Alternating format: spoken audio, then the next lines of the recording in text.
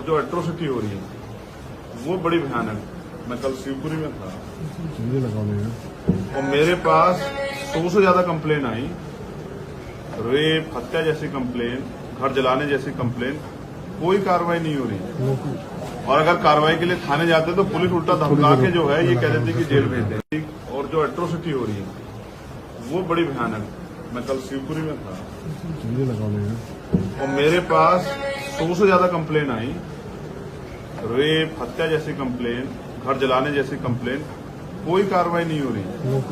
और अगर कार्रवाई के लिए थाने जाते तो पुलिस उल्टा धमका के जो है ये कह देती कि जेल भेज देंगे। तो मैं समझता हूं कि जब बिना सूचना के 100 से ज्यादा कंप्लेन आई होगी तो यहाँ अत्याचार की घटनाएं कितनी बढ़ रही हैं।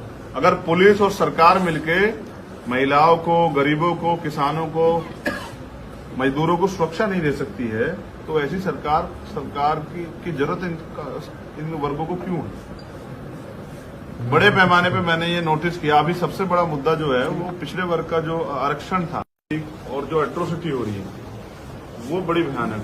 मैं कल शिवपुरी में था और मेरे पास 100 से ज्यादा कंप्लेन आई, रेप, हत्या जैसी कंप्लेन, घर जलाने जैसी कंप्लेन। कोई कार्रवाई नहीं हो रही। और अगर कार्रवाई के लिए थाने जाते तो पुलिस उल्टा धमका के जो है ये कह देती कि जेल भेज देंगे। तो मैं समझता हूं कि जब बिना सूचना के 100 से ज्यादा कंप्लेन आई होगी तो यहाँ अत्याचार की घटनाएं कितनी बढ़ रही हैं। अगर पुलिस और सरकार मिलके महिलाओं को, गरीबों को, किसानों को, मजदूरों को सुरक्षा नहीं दे सकती है तो ऐसी सरकार की जरूरत इन वर्गों को क्यों है। बड़े पैमाने पे मैंने ये नोटिस किया। अभी सबसे बड़ा मुद्दा जो है वो पिछड़े वर्ग का जो आरक्षण था। तो पिछली सरकार ने 27% की बात की और बाद में वो 7.5% पे पंचायत चुनाव हुआ। यानी कि सबसे ज्यादा अगर कहीं अन्याय जहां खुद 90% आबादी बहुजन समाज की है उस प्रदेश में हो रहा है तो वहां के आवाज को, उनकी आवाज को, उनके साथ होने वाले अन्याय की आवाज को हमें मजबूती से उठाना पड़ेगा। यहाँ दलितों का जीना दुर्भर हो गया है। आज भी आजाद भारत में जो घटनाएं पहले सुनी जाती थी कि गुलाम भारत में होती, शाहजहांपुर में जो हुआ कि उस बच्ची को इसलिए नहीं पढ़ने जाने दे रहे हैं कि भाई वो अगर उस गांव से कोई बेटी पढ़ने नहीं जाती है तो आज तो महिलाओं को बराबर के अधिकार है। आज तो इस देश की राष्ट्रपति महिला है। वहां इस तरह का अन्याय, उस तरह का जातिवाद, ये इस बात का पैमाना है कि बीजेपी की जो सरकार है वो कमजोर वर्गों का दमन करने पर लगी हुई है और हमें अपनी सुरक्षा स्वयं करनी पड़ेगी। इसलिए हम यहाँ अपने आंदोलन को धार दे रहे हैं, मजबूत कर रहे हैं। और जो भाईचारा, टूटा हुआ भाईचारा, बिखरे बहुजन समाज को एकजुट करने के लिए एक न्याय यात्रा, एक भाईचारा यात्रा हम लोग जो है ना मध्य प्रदेश में शुरू करने जा रहे हैं। कब से होगी वो, क्या डेट? वो सितंबर में हम लोग उसको शुरू करेंगे। कहाँ से शुरू होगी? और वो पूरे भोपाल की राजधानी में वो खत्म होगी एक बड़ी सभा के साथ। पूरे प्रदेश में हो जाएगी, 52 के 52 डिस्ट्रिक्ट में जो है वो जाएगी। और वहां जाके जो अन्याय, अत्याचार, उन जिलों में जो समस्या है और जिस तरह से आज भी आर्थिक गैर बराबरी का हम लोग शिकार हैं कि तमाम तरह के रिसोर्सेज से हम लोग दूर हैं, ना हम पे जमीन है, ना हम पे रोजगार है, ना हम पे जो भर्तियां होती है उनमें भ्रष्टाचार हो जाते हैं। उन सब चीजों के खिलाफ भी हम सरकार की जो नीतियां हैं और सरकार की पॉलिसी है जिनकी वजह से, जिन पॉलिसियों को जो सिर्फ कागजों पर है, जिनकी वजह से काम नहीं हो पा रहा, हम जनता के बीच में रखेंगे। कहाँ से शुरू होगी आजाद जी, कहाँ से शुरू होगी ये यात्रा? इसका पूरा मेमोरेंडम बना के आप लोगों को दिया जाएगा, डेट भी तय होगी, डेट के साथ दिया जाएगा और जिस दिन बड़ी सभा होगी वो सब चीजें दी जाएंगी। आजाद जी, बीएसपी का स्तर नीचे जा रहा है, भीम आर्मी का स्तर ऊपर जा रहा है, इसमें क्या दोनों मिलकर के कुछ अच्छा करने की? नहीं, हम लोग अपना काम कर रहे हैं। अब समाज को तय करना है कि उनको किन के साथ जाना है। उनके साथ जो सिर्फ चुनाव लड़ते हैं या उनके साथ जो संघर्ष कर रहे हैं। आप भी जानते हैं कोई ऐसा इशू नहीं होगा मध्य प्रदेश का जिसमें भीम आर्मी के लोग खड़े होकर कमजोर वर्ग को न्याय दिलाने के काम नहीं करते हैं। अब चूंकि इलेक्शन है तो क्या कोई तैयारी, जिस तरह उत्तर प्रदेश में आप मैदान में आए थे, क्या यहाँ पर भी? यहाँ तैयारी उससे ज्यादा बड़ी। यहाँ लड़ेंगे मतलब? हाँ, यहाँ लड़ेंगे। सिर्फ इलेक्शन ही लड़ेंगे, लोगों का दिल भी जीतेंगे, उसके लिए मेहनत करेंगे। जिन लोगों के लिए काम करते हैं, कल शिवपुरी में सभा थी और बारिश के बावजूद जो हुजूम था, टेंट के जितने अंदर लोग थे उतने बाहर थे। ये इस बात का पैमाना है कि यहाँ बीजेपी कांग्रेस से लोग त्रस्त हैं और वो नया विकल्प चाहते हैं। यहाँ आदिवासियों की, पिछड़ों की, दलितों की, माइनॉरिटी की एक अच्छी आबादी है जो चाहती है कि बैसाखियों के सहारे ना रहा जाए और वो चाहते हैं कि उनके मुद्दों पे बात हो। जब वो अपने मुद्दों की बात करते हैं तो यहाँ धर्म की बात आ जाती है। 75 साल से हम लोग इन लोगों पर भरोसा किए और हमारे हिस्से में सिर्फ झूठन आई। अब बहुजन समाज के लोग हैं झूठन पे जिंदा नहीं रहना चाहते। अब वो अपनी लड़ाई लड़ना चाहते हैं और अपने पैरों पर खड़ा होकर राजनीतिक व्यवस्था के जरिए अपनी समस्याओं को हल करना चाहते हैं। एक बड़ी घटना हुई, प्रीतम लोधी का एक स्टेटमेंट आया जिससे ब्राह्मण समाज नाराज हो गया, एफआईआर भी दर्ज कराई गई उनके विरुद्ध और लगातार प्रदर्शन हो ही रहे हैं। और आप कैसे देखते हैं, वो चूंकि कल बाबा साहब अम्बेडकर की प्रतिमा पर पहुंचे थे और उनकी शरण में वो पहुंच गए, क्या आपका साथ? अब वो सही रास्ते पे आ गए हैं। उन्होंने एक कुछ कहा है जिसके परिणाम बीजेपी के नेताओं ने बताया कि बीजेपी और अन्य दलों में पिछड़े और दलित वर्ग की हैसियत गुलामों से ज्यादा बढ़कर नहीं है। अगर आप वहां रोटी रोजी के लिए रहना चाहते तो रह सकते हैं, बाकी अगर आप अपने समाज के हितों की बात करोगे या वास्तविक बातें करोगे तो आपको पार्टी से बाहर का रास्ता दिखा दे जाएगा। यही हुआ उनके साथ। तो मेरी उनके प्रति संवेदना नहीं, मैं उनका धन्यवाद देता हूं। बीजेपी के लोग हैं, उन्होंने उनको वास्तविकता बताई कि उनकी हैसियत क्या है। अब मुझे लगता है वो सही रास्ते आएंगे और अब वो जो अपने समाज के हितों के लिए शायद लड़ पाएंगे। भीम आर्मी का सपोर्ट है क्या उनको? क्या वो आप अपनी पार्टी में शामिल करेंगे? निष्कासित हो चुके हैं क्योंकि ये पार्टी के पदाधिकारियों का फैसला है।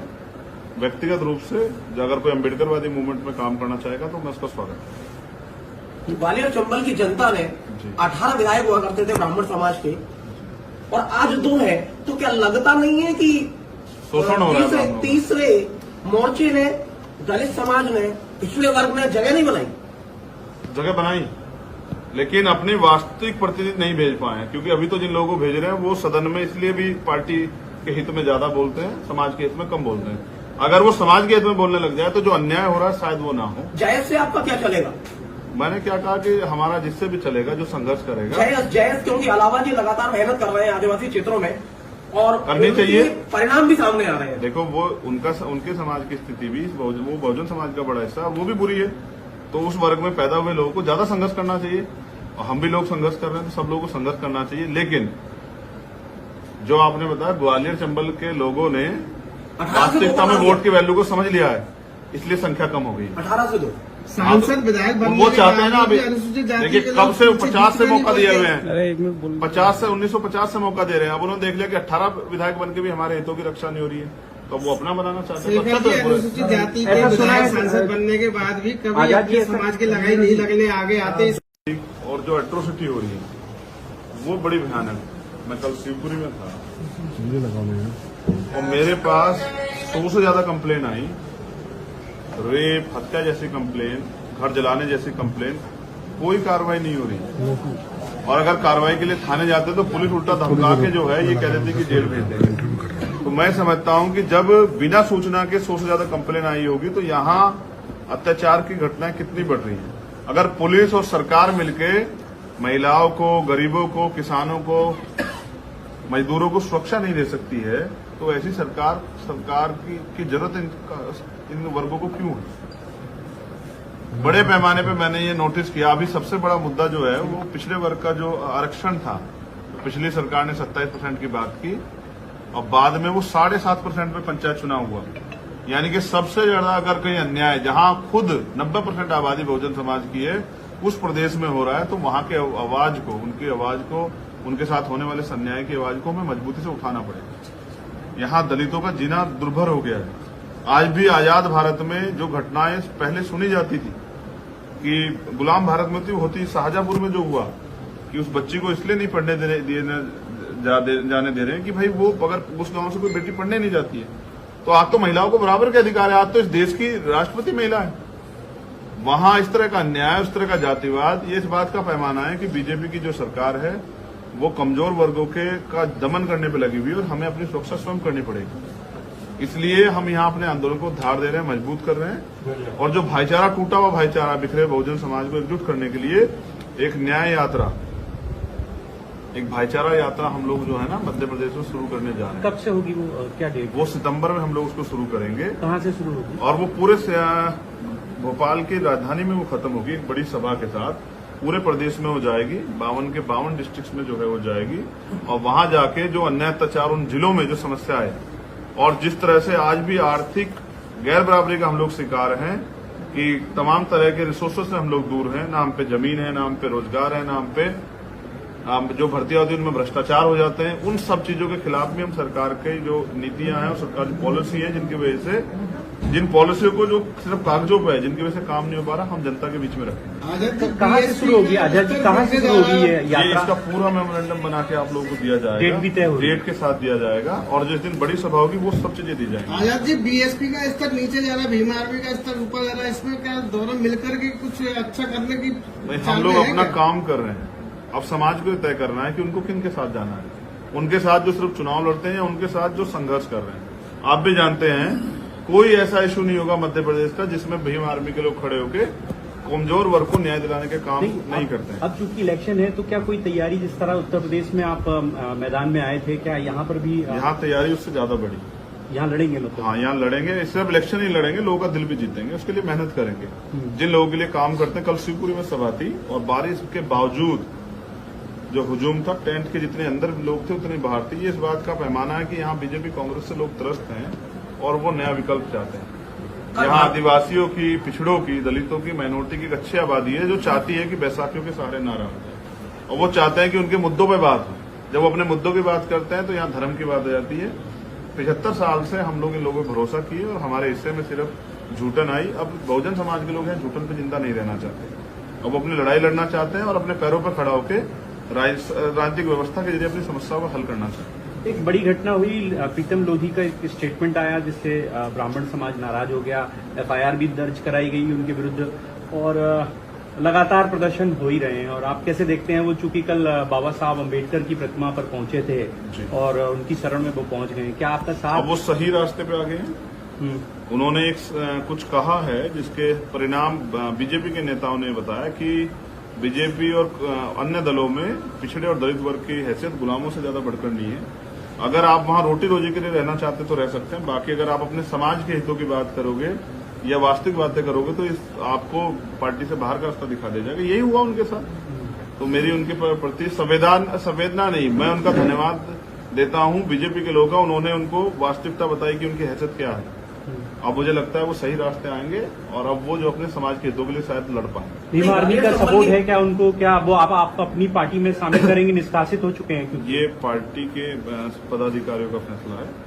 व्यक्तिगत रूप से अगर कोई अम्बेडकरवादी मूवमेंट में काम करना चाहेगा तो मैं उसका स्वागत करूंगा। ग्वालियर चंबल की जनता ने 18 विधायक हुआ करते थे ब्राह्मण समाज के, और आज 2 है, तो क्या लगता नहीं है कि शोषण हो रहा है? तीसरे मोर्चे ने, दलित समाज ने, पिछड़े वर्ग ने जगह नहीं बनाई?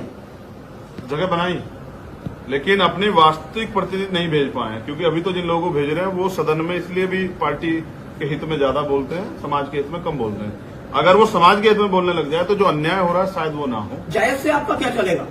मैंने क्या कहा कि हमारा जिससे भी चलेगा, जो संघर्ष करेगा। जायज क्योंकि अलावा जी लगातार मेहनत कर रहे हैं आदिवासी क्षेत्रों में और करनी चाहिए, परिणाम भी सामने आ रहे हैं। देखो वो उनके समाज की स्थिति भी, वो बहुजन समाज का बड़ा हिस्सा वो भी बुरी है, तो उस वर्ग में पैदा हुए लोगों को ज्यादा संघर्ष करना चाहिए। और हम भी लोग संघर्ष कर रहे हैं तो सब लोगों को संघर्ष करना चाहिए। लेकिन जो आपने बताया, ग्वालियर चंबल के लोगों ने वास्तविकता में वोट की वैल्यू को समझ लिया है, इसलिए संख्या कम हो गई। 18 से 2 सांसद विधायक बनने वो चाहते हैं ना। अभी अनुसूचित जाति देखिए के कब से लोग 50 से मौका दिए हुए हैं, अरे एक मिनट बोल 50 से 1950 से मौका दे रहे हैं। अब उन्होंने देख लिया कि 18 विधायक बनके भी हमारे हितों की रक्षा नहीं हो रही है, तो वो अपना बनाना चाहते हैं। शेखर जी, अनुसूचित जाति के ऐसा सुना है विधायक सांसद बनने के बाद भी कभी आजाद जी अपने समाज की लगाई नहीं लगने आगे आते।